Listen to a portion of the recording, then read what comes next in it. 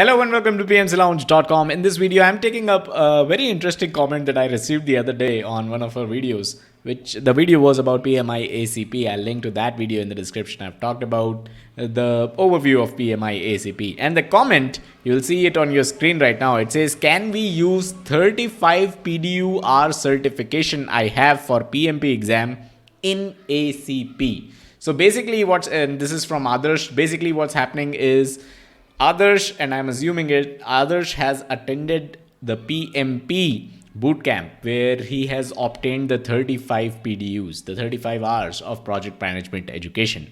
And now he wants to understand that instead of PMP, can I use these 35 hours to be eligible for the PMI-ACP exam? So the short answer to this is a no. The long answer is let's go over what the PMI-ACP prerequisites are. And essentially there are three prerequisites.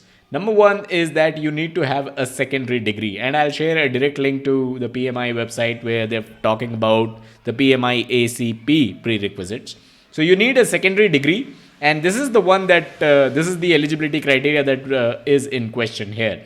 21 contact hours of training in agile practices. So it clearly says that the training needs to be in agile practices.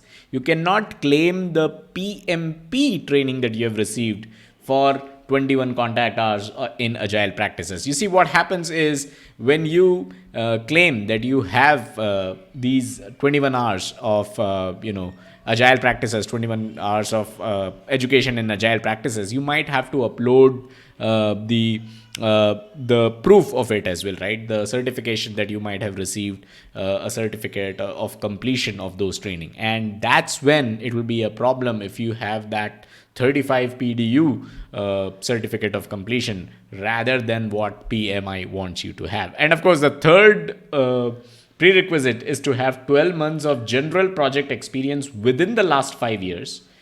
A current PMP or PGMP is going to satisfy this requirement. And from what I understand is if you have a current PMP or a PGMP certification, you don't need this, but you might still need the 8 months of agile project experience within the last 3 years. So these are the prerequisites as defined by PMI on their website when it comes to the PMI-ACP certification.